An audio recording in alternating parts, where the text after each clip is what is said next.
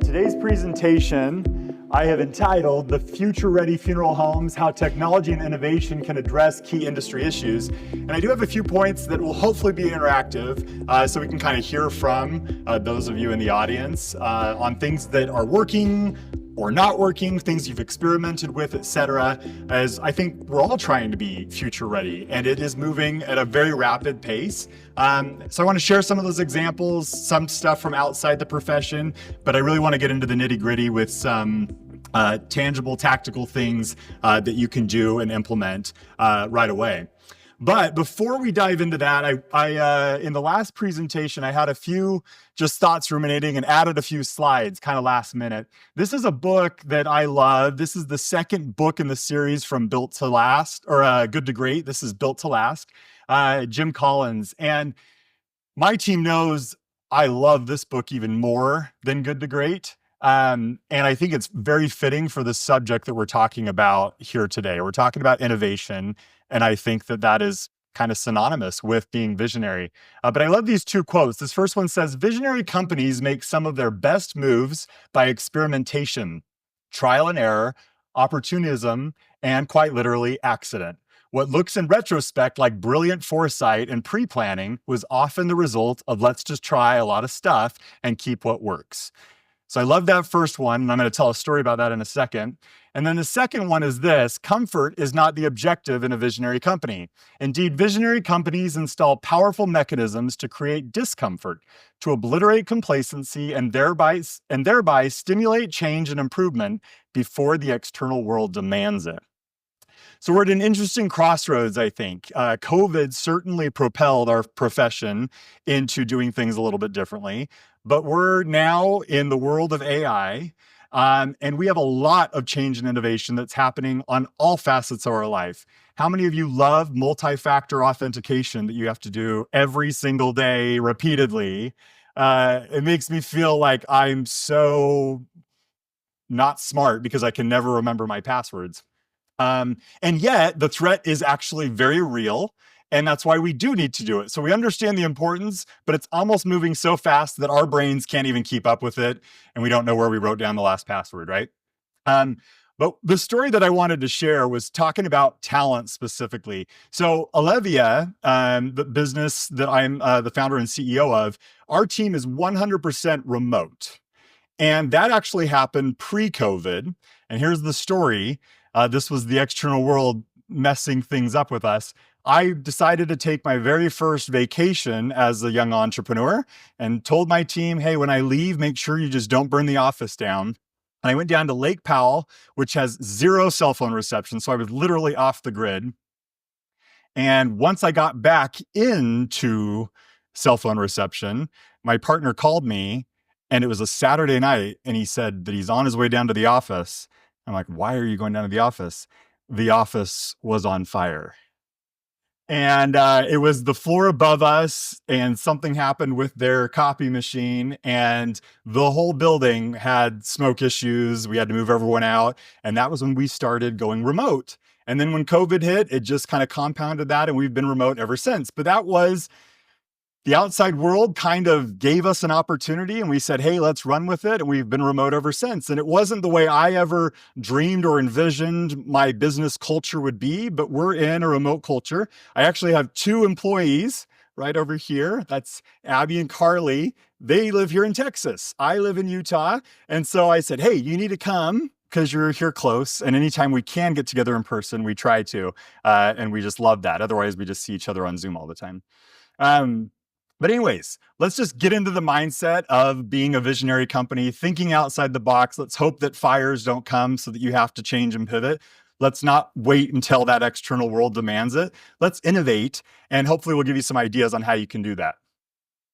I did also want to start with this. I like to start with this pretty often. My why. This is kind of what got me into the profession. It's my personal experience with loss. So this is my father, and I'm the oldest of 7 kids, and Abby right there is the youngest of 7 kids. And but our dad, he passed away when he was 46 years old of brain cancer, and he was diagnosed at 43. And um, up during that 3-year period of him fighting, I fully invested in his business, which was commercial real estate development. But he died in September of 2008. And if you remember, what happened in 2008 was when the real estate market crashed.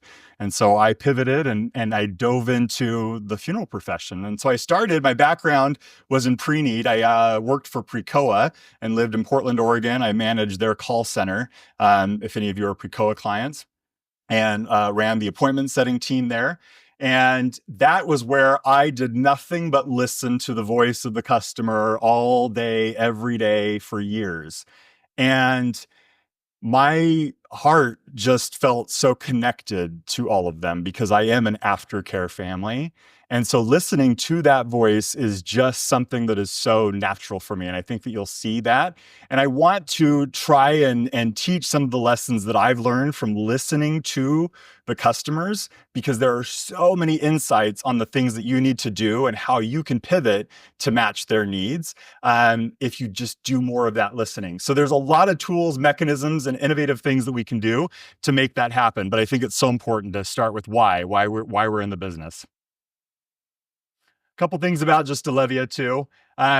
So we're a text message based operation. We do a lot of consumer journeys. Our bread and butter has definitely been in the aftercare space, but we do a lot with pre-need events. We work with cemeteries, hospices, pet loss centers, et cetera. 97% though of our partners are the highest ranked, most reviewed firms in their area. We audit that a few times a year. This slide is outdated. We just surpassed 90,000 five-star Google reviews that we've generated on our partners' behalf. We use text messaging because who doesn't read their text messages, even when they come from annoying politicians? We're done with that season for a little while. Last year, we followed up with 213,079 families. We have 50 people on our care team that do the responding. And last year we had over 3 million text messages come through our system. So I just share that more than anything so that you know that I am speaking from a place of experience in listening to the customers through a very powerful medium, and that is the written word via text messaging. It's a unique thing that has evolved in our lives, and it is very, very powerful, especially with grieving families. You may not know what Alevia is, but we were formerly Domani Care. So if you ever had heard that name before, that was our business. The evolution of the brand and why we rebranded, we also had a pre-need. We have a pre-need business called Domani Pre-Need. But these businesses since about 2021 have just gone in different directions and have different goals and objectives. And so we kind of evolved in that direction. And the time came as we were embarking in kind of some newer surrounding spaces like hospice that we decided to double down and relook at this. Alevia does come from the word elevate, and focuses on human empathy, modern communication, and trusting relationships. That is the core of who we are. Alevia's human-centric approach strengthens community ties and enhances service quality, reflecting its commitment to exceptional end-of-life care. The power behind what we do is that we use technology to do things at scale, but every text is sent by, read by, and responded by live humans. And that's the way it should be. In fact, I was just talking to Welton during the break, and while AI bots are incredible, they don't have human empathy that is able to connect human to human. And so we're very, very committed to that. And that is kind of our difference maker and a core of who we are. So future ready funeral homes, that's what we're talking about. Let's dive right in. So when we're talking, I was thinking about algorithms, and I was thinking about automation and trying to think outside of the space for a minute. This is fascinating. Have you ever caught a green wave? Does anyone know what a green wave is? What is it? Yeah. Yeah. So this is now popping up all over the country where green lights are automated. It's reducing traffic, accidents, etc. But it is able to see where the cars are going and can turn lights on and off instead of you just having to sit and wait at a red light for a set period of time. And so you can now catch a green wave. So if you haven't caught one, she has. You probably will in the future. So that's one way in which automation and the algorithm is helping in traffic patterns. How about when you go shopping online, grocery shopping? Is it really eerie when it knows exactly what it is that you want or what you just looked at or what you talked about buying? Yeah. We've all probably experienced this. Shopping, especially, and Amazon, especially, has this figured out and it knows you better than you know yourself, right? Have you ever binged something on Netflix ever? So diving into Netflix and their algorithm, they know you personally and what is going to be most binge worthy for you, down to how long have you watched an episode of something, when did you drop off, et cetera, et cetera. It is able to watch that. And it is fascinating when I look at each of my profile, my wife's profile, my kid's profile, and you log in and I'm like, none of this is in my library. I had no idea that any of this existed. It's curated it down to the user in what you would most watch, and they want to keep you captivated as long as possible. They want binge-worthy users, right? And then hospitals, they use algorithms too. Absolutely. They're able to track when peak times are, when people are able to be there, et cetera, et cetera. Staffing models all come down to algorithms and kind of predicting the flow that exists. So, can we in the funeral profession use algorithms and automation as well? You bet. There's definitely ways that we can do, and we'll talk about that today. Oh, and then airports and airlines, obviously, using that. What's that? Yes, and pricing. Yeah, you got to time it and you got to clear your cache and make sure that you can get on there and get the best price. So we're talking about funerals specifically. The four areas that I want to focus on today is just changing consumer expectations, the rise in just competition in your area, staffing, which we just hit on, but want to talk about staffing again, and then just the transient population. That's something that has also evolved. How many people moved during COVID? And the average person moves 11 times in their lifetime. And that changes funeral service when it's not the same families that have existed for generations in the same area. So our goal for today, provide you with tools to address these challenges through technology and innovation, even for those of you who don't consider yourselves tech savvy, which, like I said, with multi-factor authentication, I don't know that I classify as tech savvy anymore based on what they do. So the changing consumer landscape. This is an actual example. I'm ashamed to say this is not our best look as the funeral profession. I actually was the caller on this. This was a few years ago, and I was doing some shopping, and I said, "Hello, I'm looking for some information about cremation for my mother." That was all I said. I didn't say whether she died or whether she was in hospice or whether she was 65 years old. I didn't tell them anything. And the funeral staff immediately said, first, well, how much did she weigh? And did she have a pacemaker? And I was mortified that that was my first interaction and experience with that firm. Now, we don't need to talk about why they asked those questions. You know why they asked those questions. They're definitely looking at the price shopper, right? Somebody that just wants to get down to the bottom and figure out what the cremation amount is. But this is not us doing our best work. And the consumers know that too. That's not the way they want to be greeted on the phone, regardless of what disposition they want. So let's talk about how we can make this a little bit better. We all know who Jeff Bezos is. He says the most important thing is to obsessively focus on the customer. It's our job every day to make every important aspect of the customer experience a little bit better. And I think there is no better profession for us to do this in than in funeral service. The customer experience needs to be fantastic. That is how you win the day. And there's ways when you win the day that it can continue to maximize other opportunities all along the way, but we've got to make sure that that experience is top notch. So today's consumer, the people that are in your community that you want to come to your funeral home, they're looking for personalization. They're looking for digital first solutions. They do care about communication preferences and how you're going to be communicating with them. and they want more value for less. And this isn't just specific to funerals, right? This is all aspects of life. This is the consumer today. They're looking for these things with any purchasing decision that they make. Looking at AARP, according to a 2023 survey, more than 70% of adults aged 65 plus now use the internet regularly, and about 45% use a smartphone. You know this. One of their senior vice presidents said older adults are adapting to technology at a rapid pace, seeking digital solutions for everything from healthcare to staying connected with family.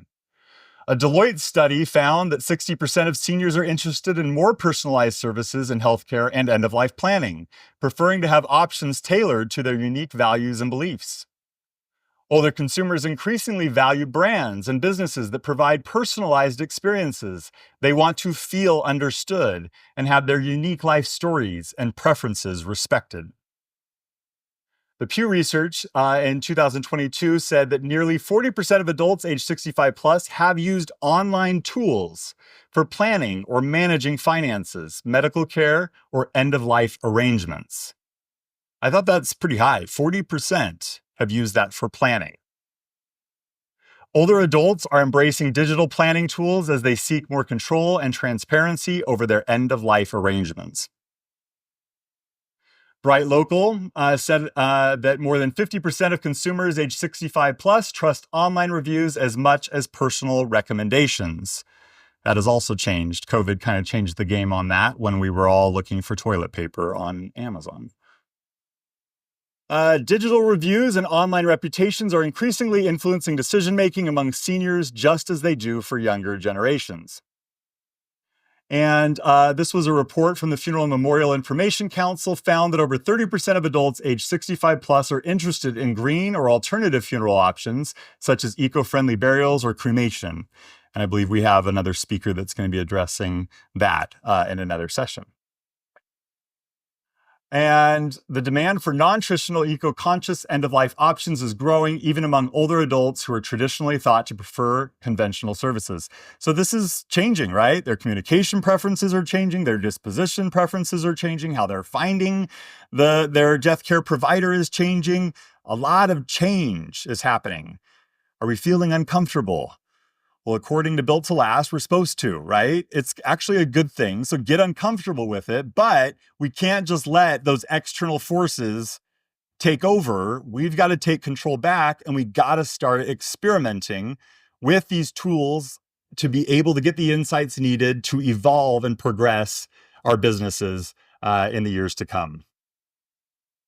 So we've got to leverage technology in order to stay competitive. That is bottom line, period. End of story.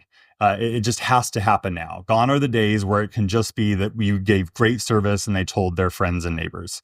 It's a different world now, and we have to use technology to be able to stay competitive. So let's open this one up. Here's the first question. How are you using automation and algorithms? We talked about the green light. We talked about all those examples. Are you using automation and algorithms in any of your business operations? Yeah. From a recruitment standpoint, for LinkedIn specifically, they have this AI tool where I can send out a message to someone, but I can choose whether it's 3 days, 5 days, 7 days, if I want a follow-up message to go out to them. Yeah. In the event that they didn't respond. And sometimes, it's that second message.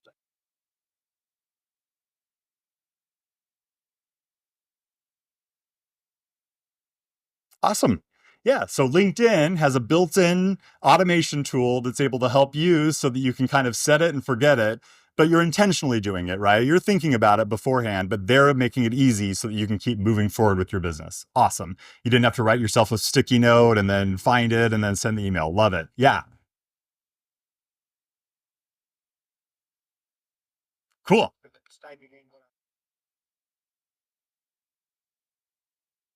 Are you talking more social media, website content, flyers? Cool. Love it. Yes. ChatGPT is an excellent copywriter, isn't it? And way cheaper than hiring a copywriter. Good. Any other examples? Yeah. For automation, every case management program is automated. Yeah. right? You put in the seed information once, Hmm. and it populates all the All the tasks that you need done, or yeah. the Oh yeah, the contract gets forms.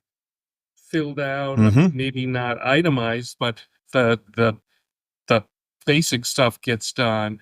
And then of course, if it's done correctly, it'll go to your accounting software. Yes. Bingo. Yes. Case management. A lot of the systems definitely are building that in, making your life way easier, right? You don't have to handwrite everything multiple times and yeah, keep track of all that. Excellent. Good. See, you're using it more than you think. Any other examples you can think of? Yes, in the back. Automation helps me actually find customers and prospects that look like Hmm. versus when I first started in sales. Mm-hmm. Yeah. Totally. Yeah. Love that. Yeah. But it's definitely looking at people that are similar to who you're looking at or whatever the case may be, and you get those profiles. Excellent. Yeah.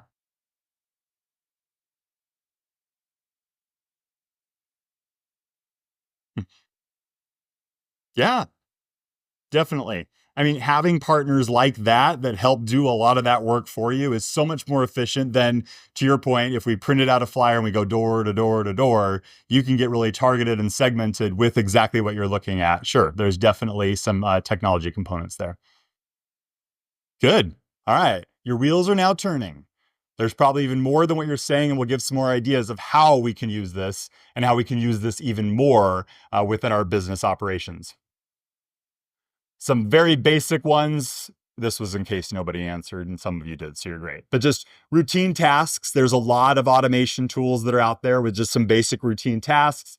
Scheduling and invoicing can definitely be automated. But the basic premise here is look for things to free up time for the human aspect of the business. So all the busy work that can be done, to your point, let's not have the post-it note on the side. Let's let the automation do that so that you can be in front of more candidates, right? And that you're doing the human work. And yeah, Welton and I were talking about that too. There's things that humans need to keep doing, and there's things that technology can actually do for us. And any way we can lean into that and those tasks, that is going to make your business so much better. That's going to make the consumer experience better, which is going to pay off tenfold. So very good. And this is, yeah, the reminder. These tools that we're talking about with the algorithms and the automation should not replace the very important human interaction that you need to do. We are a human-based business, right? This is not just about selling a product. We're selling services and we're selling an experience and we're doing something, a service for these families. But rather, we're there to enhance it. Are there ways that we can enhance that human connection by optimizing the back office tasks? So, jumping back into my work experience. So when I started the business in 2018, my background was in pre-need. Like I said, I worked for Precoa. We were on the phones, and I was getting increasingly frustrated at how hard it was to reach somebody via phone. Is it hard to call people sometimes if they don't recognize your number? Or how about when people are trying to contact you, if you don't recognize the number, how many of you answer when it's your personal phone and not the work phone, right? Yeah, we often have to answer death calls, but generally speaking, we as humans, if you don't recognize that number, it's going to voicemail. Then you're going to listen to the voicemail, and then you're going to decide if you're going to call back, right? That's human behavior that exists. But what my experience was when we finally had the caller and the receiver on the same line, it was a deeply meaningful conversation. But only about 13% answered the phone. I'm like, this is not representative of what the families wanted. And so initially started testing it with pre-need, and we just did text messaging and sent out a message that was a pre-need text.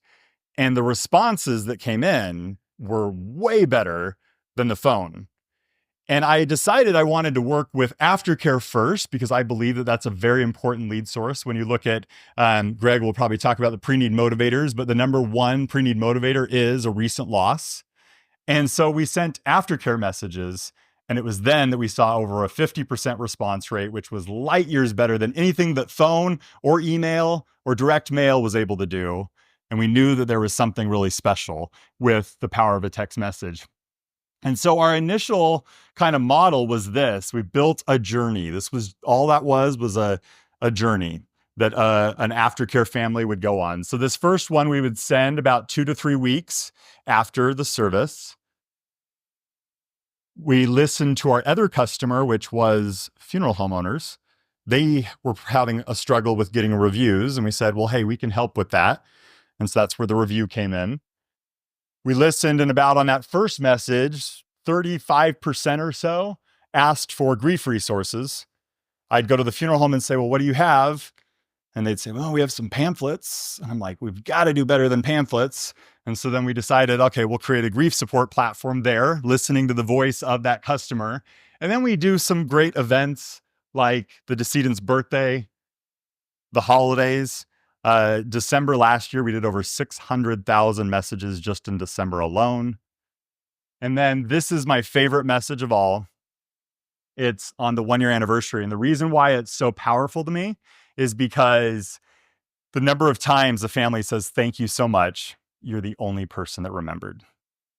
That's like wow factor stuff that just makes such an impact a year later. They're feeling the weight of that grief. And that subtle, very personalized touch point where you remember the name, you remember the date, and that you're thinking of them is the power of where technology can take this automation, but with the human touch, and you can now connect with a human being. And that makes a phenomenal experience. So this is just one journey of many that probably exist with the people that come inside the doors of your funeral locations, right? It's not just the informant.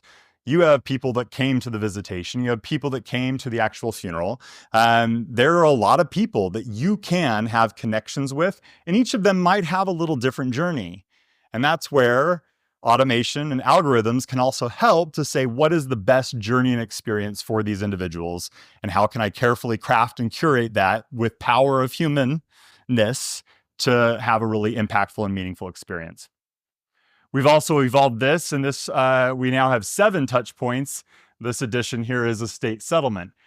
We did a lot of research with consumers on grief specifically. And as we were talking to them, the number of people, when you would ask about their grief, they would respond with all the problems and the headaches of estate settlement. I'm like, well, can we help with that? And so we found a solution that we were able to plug into that. So again, it's all about listening to the customers. What do they need? And how can we help them?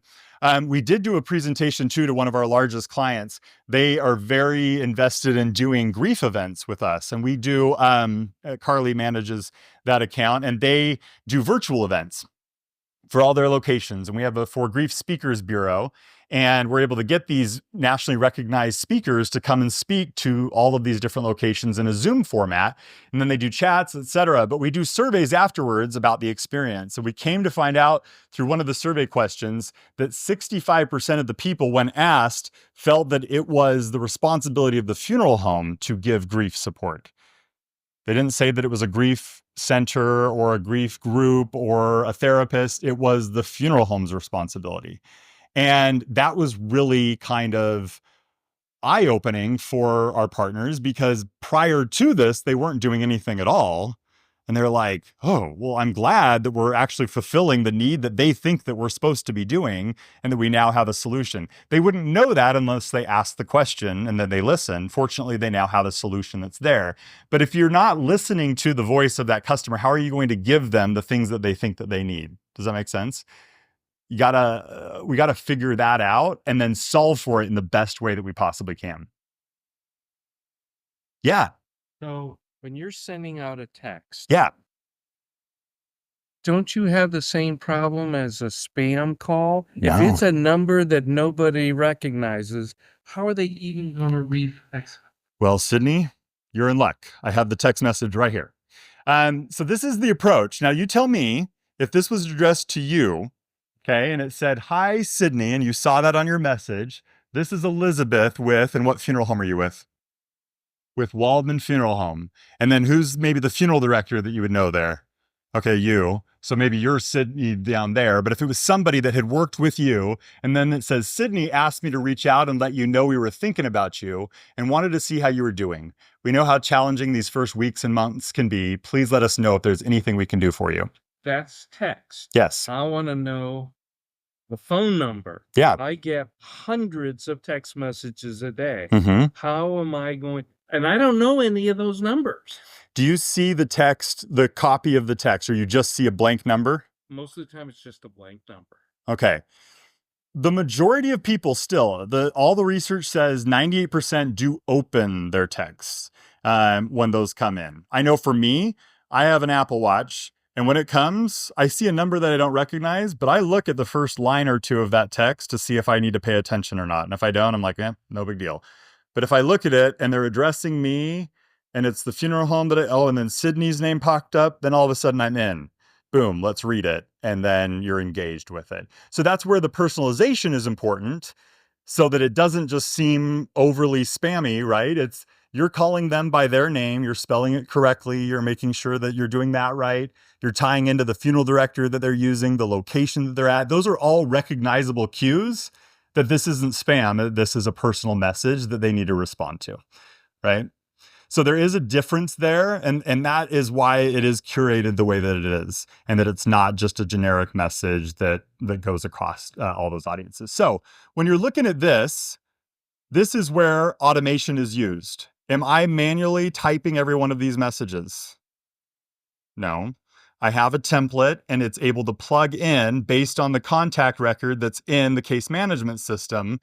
It plugs in the name, the funeral director that they worked at, the location that they're at, and it can give that curated experience via text message because of both the technology. And then now, once they respond, and we see over a 50% response rate, now we're dialoguing as humans, and it's human to human. And every message thereafter is a personalized experience.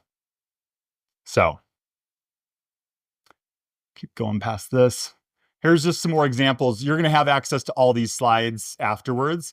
The other thing that I just want to share, I'm sharing a lot of personal experience because it's powerful. You're welcome to use any of these scripts. That's not really the secret sauce of our business model. It's more the automation that we're able to do on your behalf. But if you want these scripts to test them out for yourself with your own community, by all means do. We have a lot of experience. These are very, very successful campaigns. So you'll get to see the scripting. This is one on the grief resource. You can kind of see same approach. We're using the name. We're using Elizabeth, who's a member of our team. We're putting the location there. But then when they respond, this is this is not a robot that's responding. This is an actual human. You need to make sure that there's that human component that's there. But scripting is really important. And to be able to do that in an automated way is very powerful. This is what it looks like on the birthday. This is on our kind of 5th check-in during the warm holiday time period, and then the 1-year anniversary. And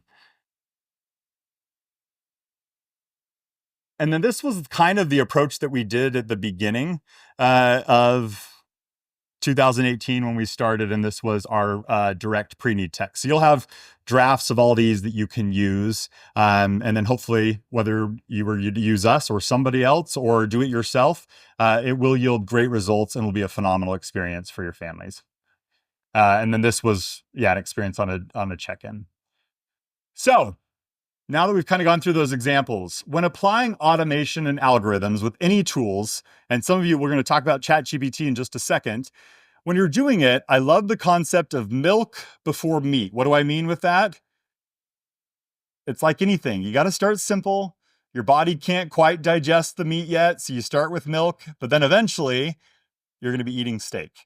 And it does take that. You've got to start, though, and you got to start somewhere. So maybe start with some basics. We're going to talk about some basic tools that you can use that I think can absolutely help you.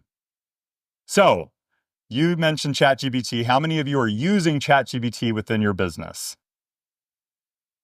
Okay, maybe close to half of us. Are you using it in your personal life at all?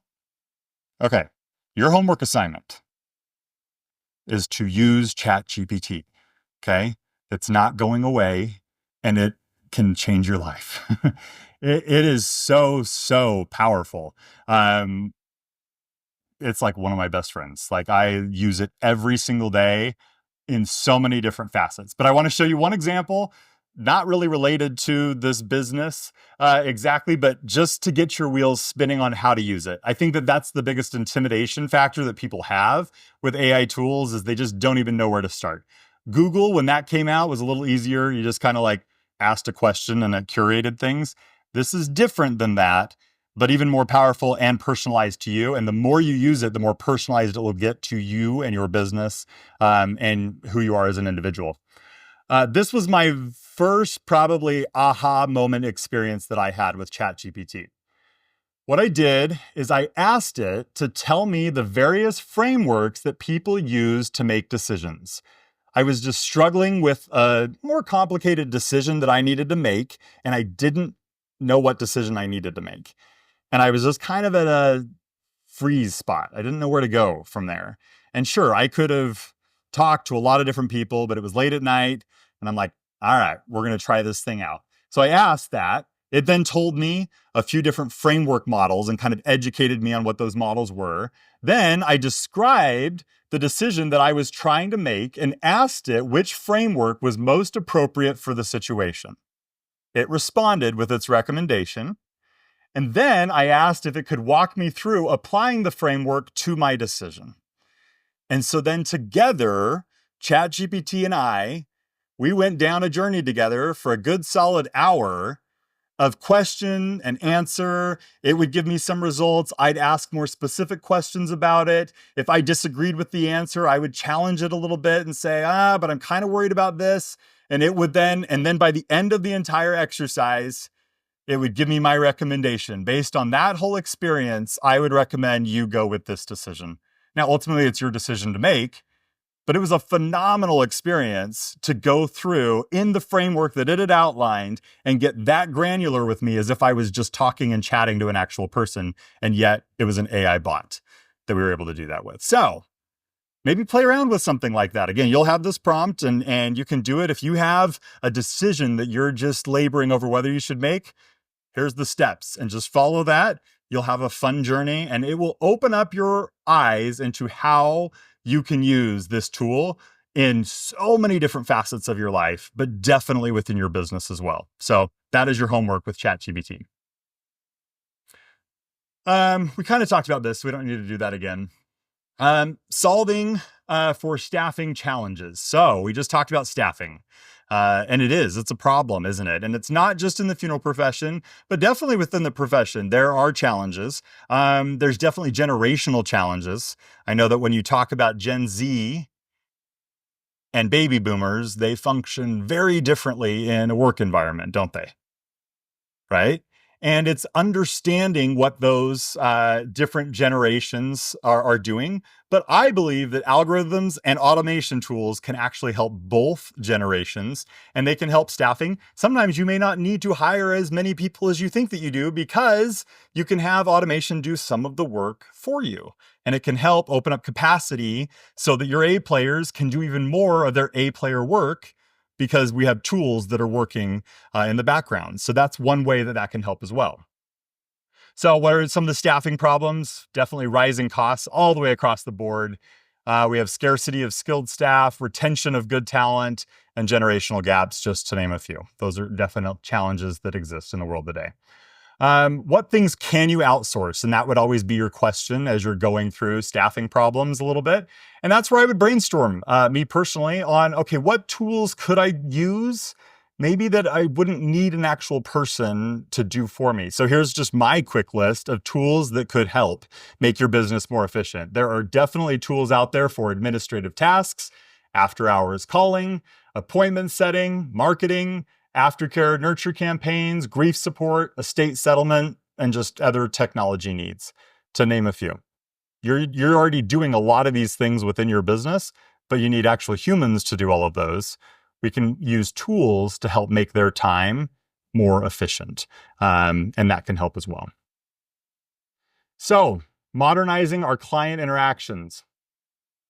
This is so huge, and I've said this at the very beginning. You must ask and listen to the voice of your customer. That is so important. And you can use automation tools to do that. You use the email example, which I love, but there are survey automation tools that you can use to do a lot of find out. We have to be listening in order to make the right decisions, and there's tools to help you listen it more robustly. Definitely, when you're talking about text messaging, one of the things I love about using text messaging the way that we do is we have full transcripts of every single conversation that anyone ever has via that chat line with that individual. There is a massive amount of data that's in there. So whether you have the conversation or a member of your team has the conversation, but it's via chat, you can read it, right? And you can see into that instead of you having to repeat the conversation or have it again and again. And so what a lot of owners may do with text conversations is they will then spread those conversations out amongst the team so that they can see those results as well. I know many owners that use those transcripts so that they can see how often is a person's name called out. They're able to find out so many insights about which funeral director is the most beloved by the people, right? Like that's doing an amazing job because their name is called out. In Google reviews, same thing. A lot of people get leery of, I don't want to ask a review because I'm worried about getting a bad review. Even a bad review is amazing data for you. And it's an opportunity for you to make a wrong right or to evolve your business, but it gives you insights. What's most important to the people? Those reviews are powerful. The written transcripts is insanely powerful, and you can plug a lot of those into these tools to learn so many different things about these different conversations. So that's your data that you have the opportunity to do things with, and there's tools to help you analyze those. As I've kind of gone through a lot of these, but these are the tools and the things that I've done and I've automated and used algorithms for. Text messaging, absolutely one that we're able to do that in mass, right? 3 million messages last year. Grief support, same thing. My struggle was I was working with a lot of locations that were in maybe more rural parts of the country. They didn't have access to amazing best-in-class grief resources that maybe a metropolitan city had. How can we get that to a local level? And now we're enhancing that even more where we can get more niche with it. Did you lose your mother? A child, a spouse? Can we give tailored grief support based on what your grieving experience is instead of just a broad umbrella of grief? Because grief is quite the spectrum, isn't it? Depending on what that relationship was like with the individual person that you lost. Definitely estate settlement. There's a lot of opportunities, Google reviews, surveys, and just having that human-centered approach. Those are all examples that we've done from listening. We're like, okay, so text messaging, by testing that out, we realized we got a way higher response rate and better engagement via text than we were with phone calls. So we decided, let's go down this route. That was us listening to the voice of the customer, right? Same thing, grief support. Okay, you have pamphlets, that's all you have. All right, we got to do better. Let's provide a platform, et cetera, et cetera. So it's listening and then solving that problem, but don't just try to solve it with the way you've always done it before. It's looking to how can you do it better moving forward and what resources. You got to get a little creative with it. And honestly, ask ChatGPT and it will give you some ideas. My daughter, she is 17 years old. This is another example of use ChatGPT. She was asking a boy to her high school dance, and she was stumped on what creative way she should do it. And so we gave the whole thing. His name is Will. He likes this. He likes this song. Da, da, da, da, da. I'd like to do, can you give me 10 examples of ways I could ask Will to the dance? And then in 1.2 seconds, we had 10 awesome ideas. And I'm like, I'm dad of the year. Here's your idea. Take it and run with it. And she looks like a rock star. So ChatGPT will make you look like a rock star. It's really, really awesome. Okay. So now that you've maybe thought through some of these, we've already had some examples, but I want to pause again. How are you modernizing your interactions with families? Maybe in the last 4 years, any changes that you've made in the last 4 years to help modernize your interactions with families? We've incorporated Orca. Okay. We have more interactive experience when your father headstone, you know, like before you didn't know who your grandfather was. Mhm. So now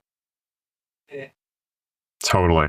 it's that can kind of show you similarities and pictures throughout the years, and you can kind of get Yeah. And I think that that's the beginning of great innovation. I'm seeing lots of those solutions that are popping up. Isn't it crazy how the QR code was all but extinct until 2020? And then now you got 85-year-olds that know how to pull up their menu at the restaurant with a QR code. It's kind of amazing. Yeah. Yes. Good. And what's on that QR code? The program. Okay. Okay. Yeah. And now they can just scan it and look at it on their phone. Or say 200 Mhm. people come, at least they can scan that QR code and the whole program. Yeah. And it gets in that phone, bro. Awesome. We stick with us, 365.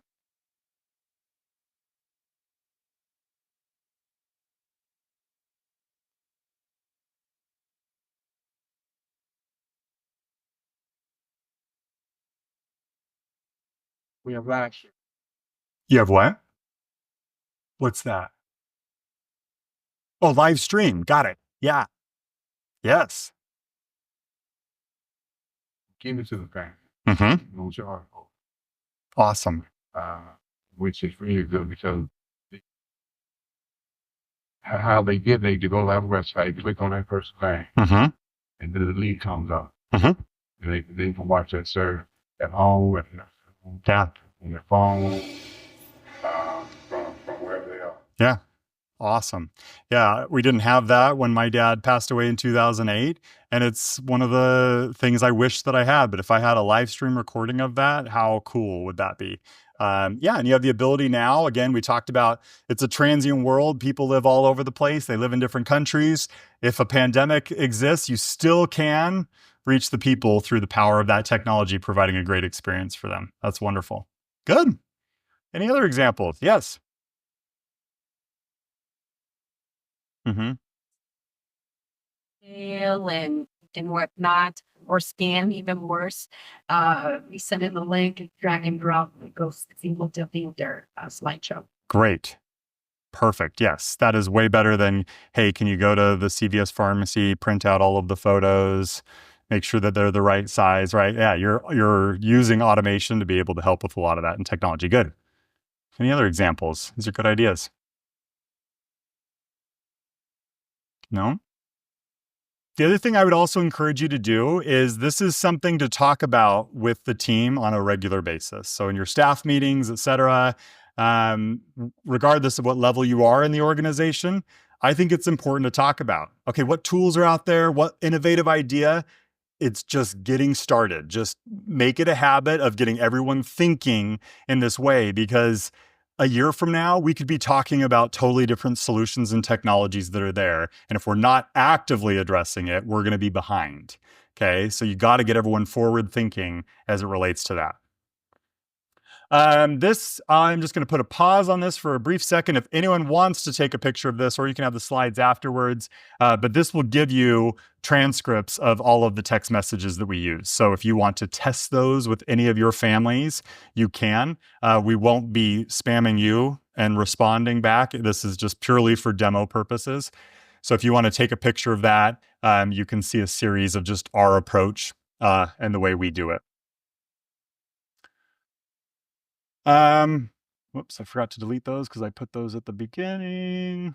All right, so wrapping up, just some testimonials too. So this is kind of power of using these automated tools on those location levels. This is Bob Gordon. He has a very large combo in the Bay Area. And he says this: for many years, I had been looking for exactly what Alevia does for our service delivery. It supports the funeral arrangers and cemetery counselors in their mission to provide amazing service.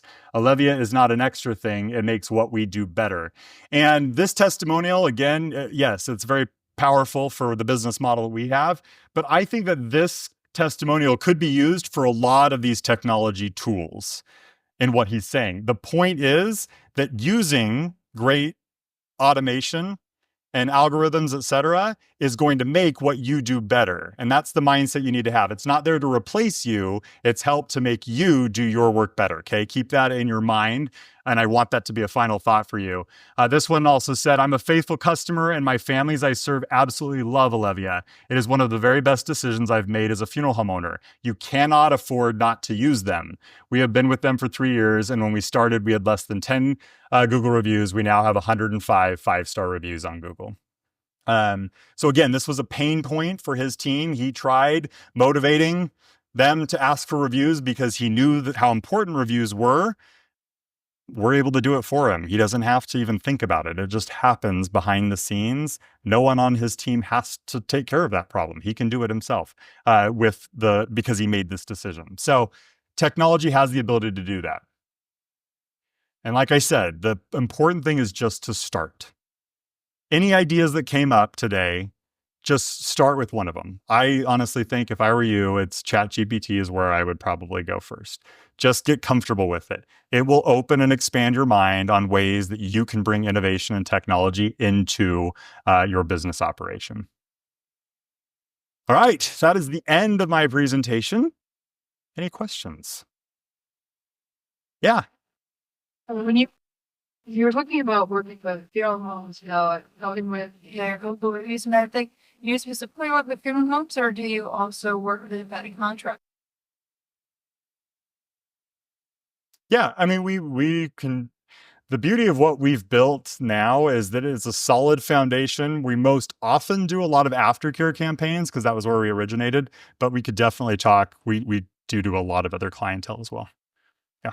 So it's if you have a journey with your customer and you want to do it in an automated but human way, that's kind of where our sweet spot is. Yeah. Yeah. I think the human element is priceless, right? Mhm. But one thing I'd be naive to not understand that AI is getting better. Mhm. It's a lot better now than it was 30 years ago. And Yeah. years from now, it'll probably be able to mimic human emotion to the T. Mhm. How do you, and then again, I struggle, not necessarily struggle with it, but I recognize it in my industry well, from the talent acquisition standpoint. How do you, I guess, continue to stay ahead of the curve? How would you combat? Yeah. I'm more of the mentality of lean into it instead of being afraid and running away from it. I am with conviction still of the mindset that as it relates to grieving families specifically, that there needs to be human connection at the core of that. And I'm still on I want to die on that hill. That said, even myself as a person that has empathy, there are times when I'm writing a message. In fact, where is my sister? Is she here? Abby. She has her baby. So she's probably gone out. I've had conflict with a brother of mine. And I recently wrote him a text message. We had a moment of conflict. And as I was crafting my text, I also ran it through ChatGPT to help polish it so that I was succinctly explaining what it was that I wanted to. And then I got it about 95% of the way there, kind of put more of my finishing touches, and then still sent it out the door. So my point in that is, yeah, whether it's personal conflict with somebody, with an employee, with somebody that you have to let go, with a family that's upset, et cetera, I think you can still use these tools and they can simplify your life and kind of take what your jumbled up emotions are and can still curate it in a way, but you're still at the helm of that and kind of controlling that experience. But I think in the reverse, you can also still have one that comes out, but it's like a human needs to read it and say, is this the right message? And then they make the decision to send that message on. I could see that in a future world potentially as well. But I still think that there is just power of human to human connection. And we're also getting smart and knowing, okay, that was ChatGPT that wrote that. I know I am. I now understand that voice. And it still doesn't feel to the same level of connection that an actual person does. So we'll have to see how it goes. But I still say lean into it and use it. Don't be afraid of it, and try to incorporate it into your human connections too. Yeah. I'm curious if you notice a disparity between younger generations and older generations when responding to tech, and if maybe you have more of one or the other at a was talking a little bit about generational gaps and as well. Do you notice more interaction back from younger generations and older? So I think it's about the same. The very first campaign I ever did, that was a big question mark a lot of people had when we kind of started our solution. Seniors, they're not going to want to text. That's a really impersonal way to communicate with somebody, and there was all sorts of disgruntlement. And the very first campaign that I had, the woman stated that she was 85 years old as she was responding to me. I'm like, okay, well, at least we have one 85-year-old that's texting back. The way I can look at it is, again, if we're dialoguing with 300,000 families, there's probably a wide mix of ages. I don't know everybody's age that's in our system. And we now have 1 million contacts that are in there. And it does not matter what state they are in, what city they are in, what demographic they are in. It is a 50% response rate across the board. And it has been since day one. And that is 6.5 years of doing it. So that to me says we're for sure talking to 85-year-olds and we're for sure talking to 20-year-olds. And it is the gap that's in there. I think it's text messaging has solidified right now as a lot of people's preferred communication method. I know that with people, when they want to reach me, we talked about screening the call. Text me first. Can I call? Yeah, let's get on a call in 10 minutes. Boom. Then we do that. Text is the way. Even with my wife, it's like, what time can I call? We coordinate that all via text messaging, right? And even with our parents, et cetera, we're still using text as such a powerful medium. So that's my experience. I think it's a pretty large data set, and we're definitely seeing it on both ends of the spectrum. It's only been Oddly enough, yeah, we look at it on every campaign. And it's interesting, we do have some people that they don't respond on the first or the second, and then they respond on the third message. And oftentimes they'll apologize for that, and they'll just simply state, I'm sorry, I was just in a lot of grief and I wasn't in a place to respond yet. Totally fine. I mean, we don't do it back to back to back, so we're hounding them.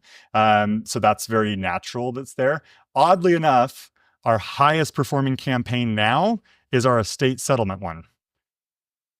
I saw at one location 65% response rate average with that. And I think it's because it's more urgently solving a pain point in that time. They're dealing with the heaviness of settling the estate and the tons of questions that they have, and they have no idea where dad's cars and houses and bank accounts or whatever are, and they're overwhelmed. Boom. Yes, I want the solution.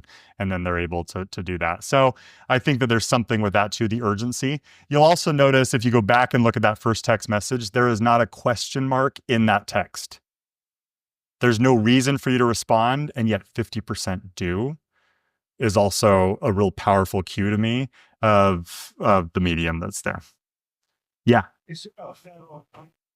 You have to put reply stop no when you set automated text.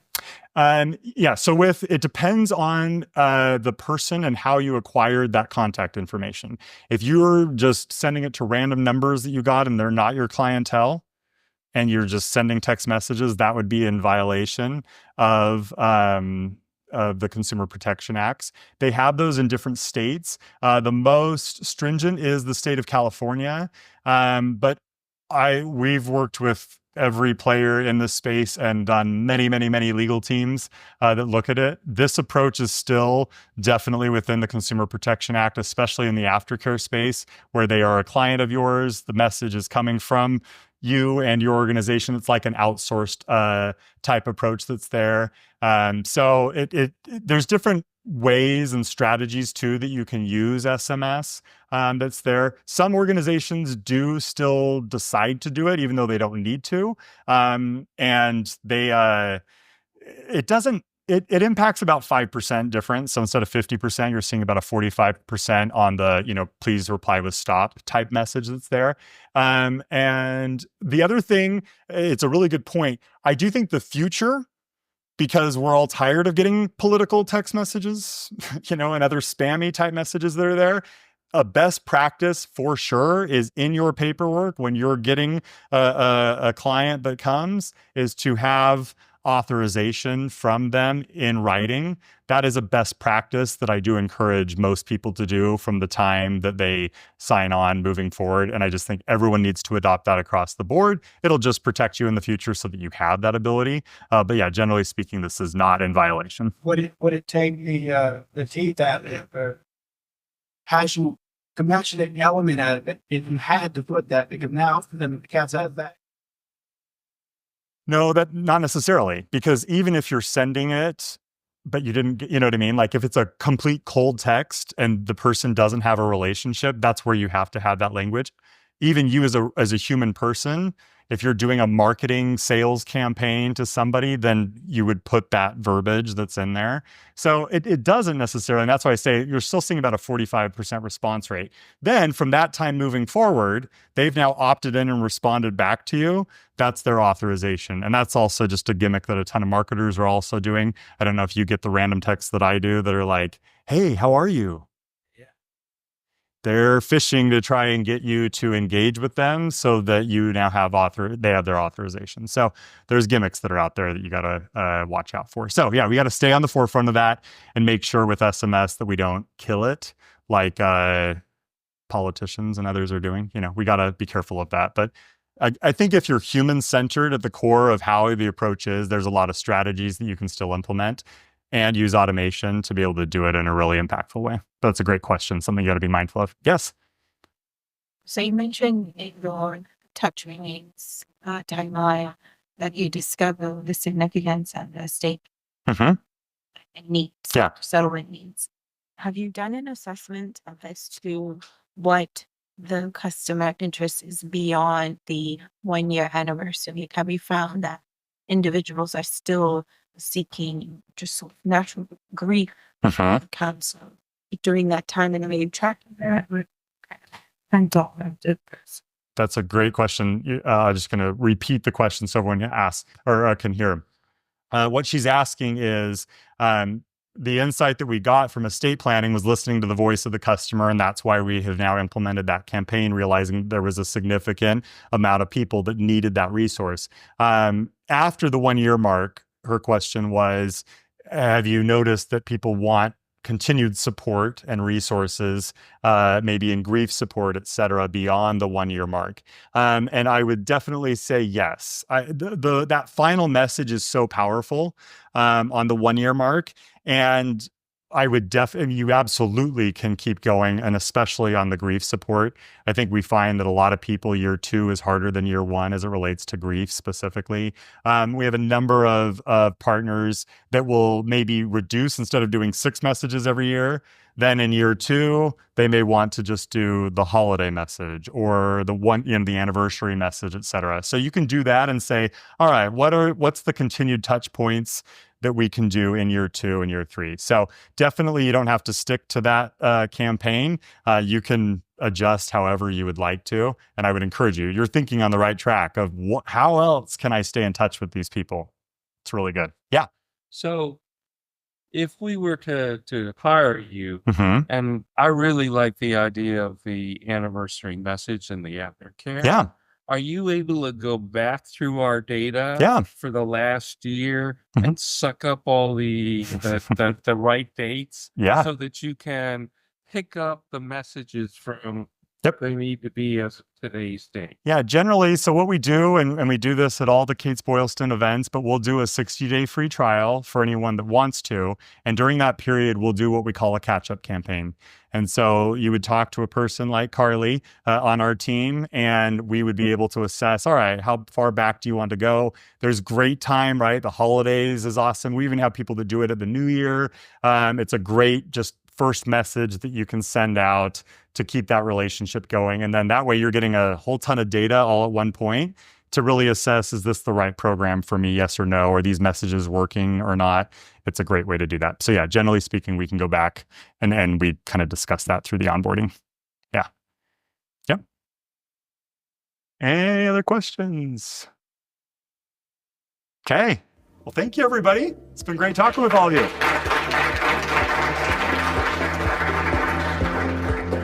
And here's my information if you want to reach out to me at all. But I'll be here, and Abby will be here, and Carly will be here if you have any questions about the program.